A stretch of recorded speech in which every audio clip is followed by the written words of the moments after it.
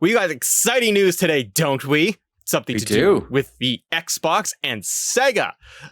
This is a partnership that you and I have speculated on for a long time, and I think a lot of people saw this coming. But we have very exciting news today regarding Sega and Microsoft entering a strategic partnership.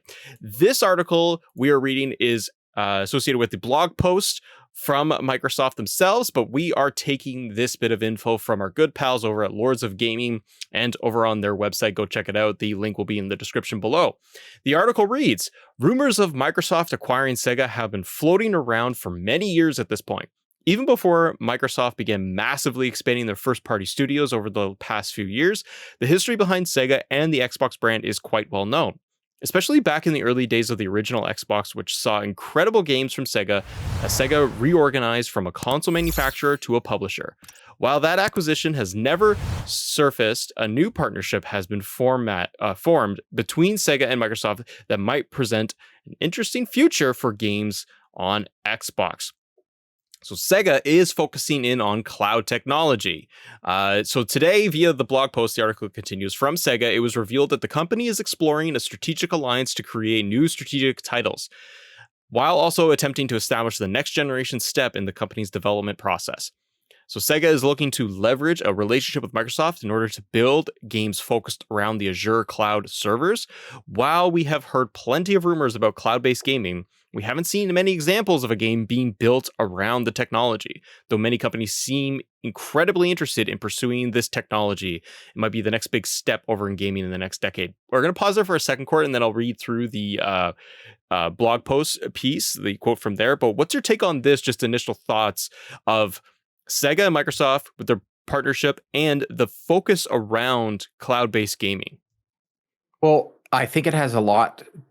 People have jumped the gun. Like, as soon as this got announced, I got up this morning. It was like 7, I guess, because it got announced earlier. Yeah. That we were all sleeping when it first got announced, and everybody was like, "Stock market opens."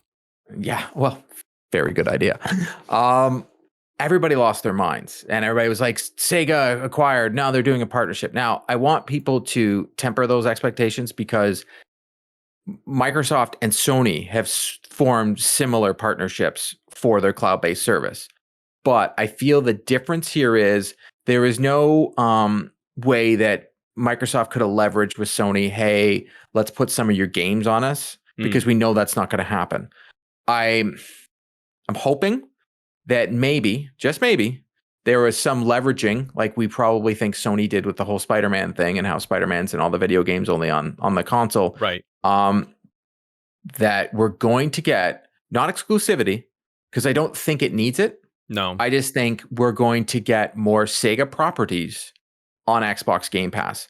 Not just on Game Pass, but in their cloud service. Because they're going to want to test out the service and say, hey, let's start porting some of our games over to Game Pass. Maybe get us some more Sonic games over there. Hey, maybe you Persona fans might get your wish. Maybe. Don't know what the deal is with Sony there is, but maybe you get Persona on Game Pass. And then PC players are going to get all these games, and you're going to get test out the cloud service. That's what I think we might get from this partnership, or strategic alliance, as they're calling it. Yep. That's just my thought.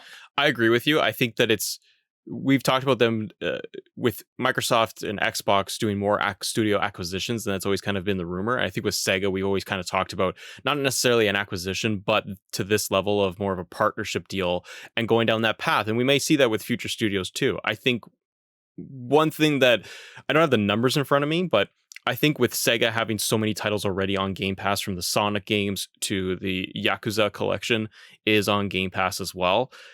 I think that we have seen those titles and that series and others perform very well on Game Pass, which probably assists a little bit with this. I mean, if you're Xbox, you could be sitting there going, okay, we've got a bunch of your titles. We have like this collection specifically on Game Pass. It did very well. It got a lot of people playing, a lot of engagement. That probably helps Sega and Xbox, but helps Sega to go feel more confident about like, yeah, okay, let's keep this going and let's expand into much more of the cloud-based services. It just allows better expansion for Sega, for their properties, like you said, across PC.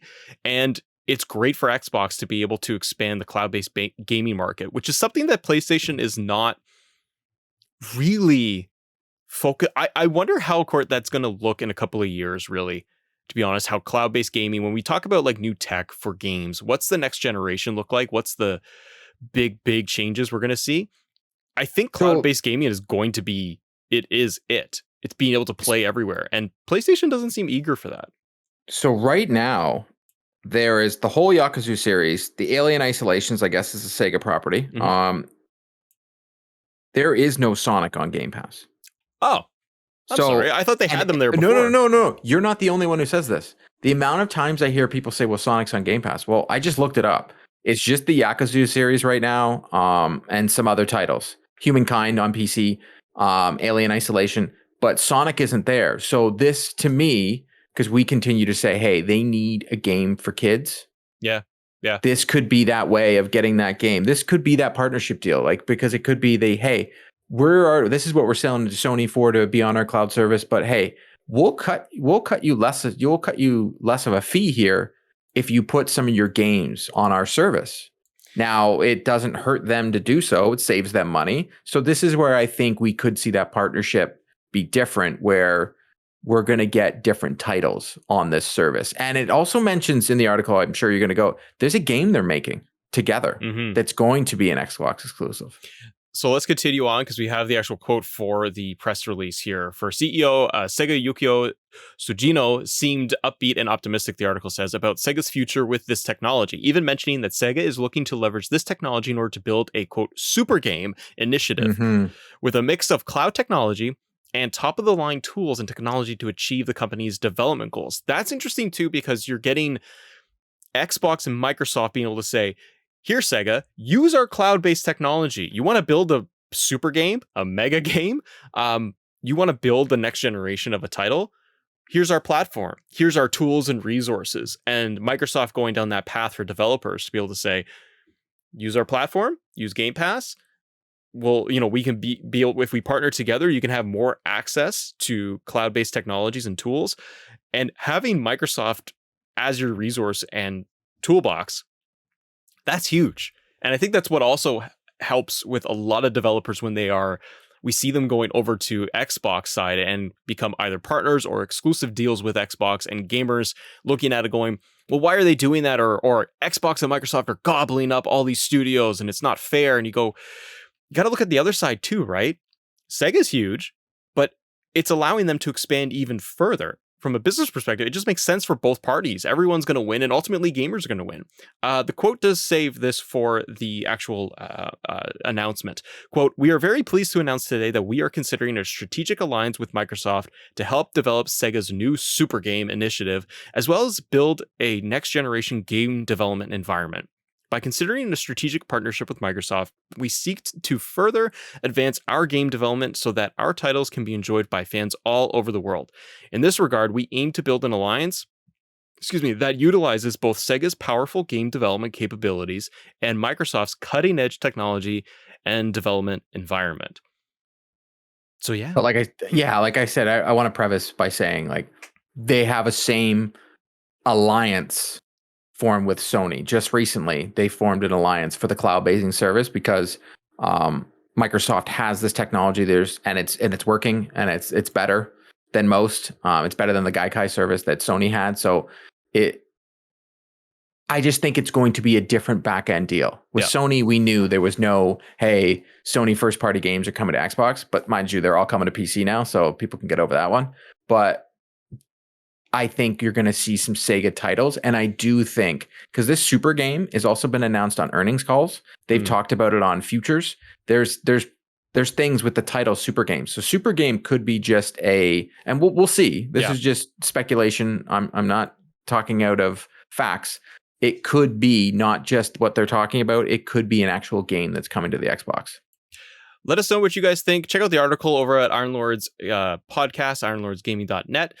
Nicholas Downey did the article in the write-up here, so they did a really great job. So go check out lordsofgaming.net for all of the articles and the news updates. Let us know in the comments below, what do you guys think about the strategic partnership between Sega and Microsoft? Thanks so much for watching, everybody. We'll see you on the next episode.